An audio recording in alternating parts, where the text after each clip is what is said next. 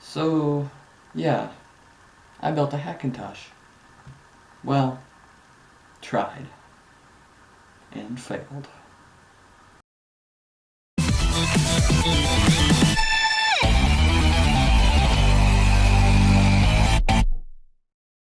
Alright, let me get this out of the way first and foremost. I'm going to try my hardest not to turn this into a rant on macOS, okay? Don't get me wrong, it is a viable alternative, but I feel like it would definitely take some getting used to. Like Finder.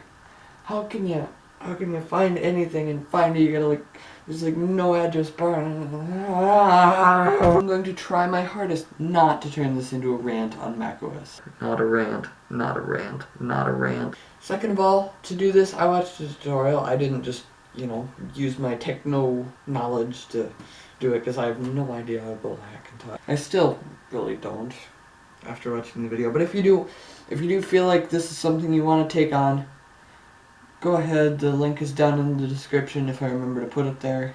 And no, don't ask, because I'm not making a tutorial. Don't ask, I'm not putting myself through that again. Just no.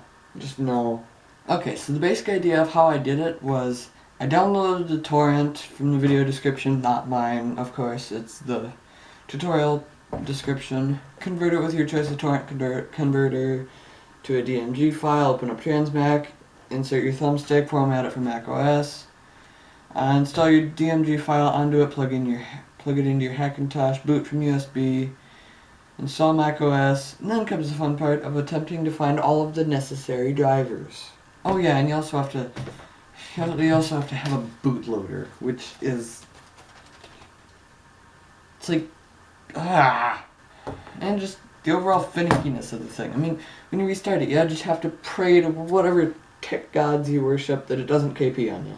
I swear, I installed macOS 4 times, and I eventually just gave up. Okay, let's talk about some of the pluses to building Hackintosh. Well, you get macOS without spending upwards of $2,000.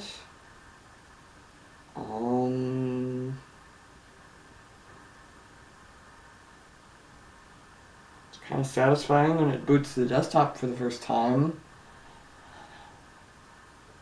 Yeah, I guess that's kind of about it, isn't it?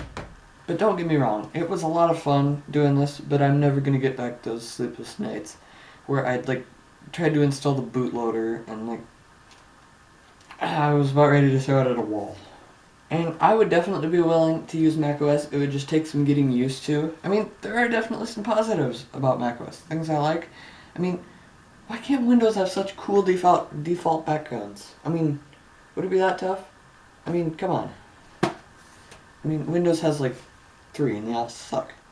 And the genie animation, when you minimize a window, I could just sit there and do that all day. That's so satisfying.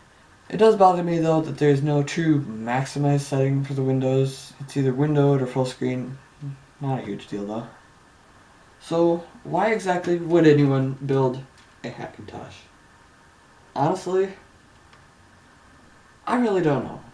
If you're a diehard macOS fan, if you want better performance for less money, then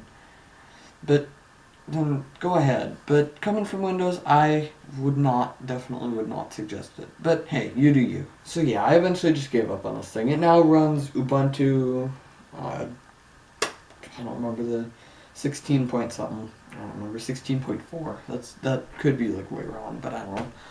That sounds right though. I tried to install Manjaro on it too, and that didn't work too. Or maybe I think this laptop is just a piece of crap. Or it just could be me. Who knows?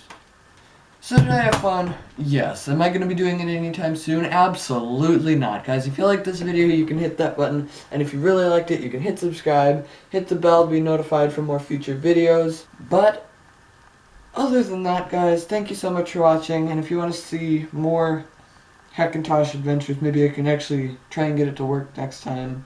I don't know. But other than that, guys, thank you guys so much for watching, and stay safe, stay awesome, and as always, guys, stay nerdy. Just stay nerdy. Just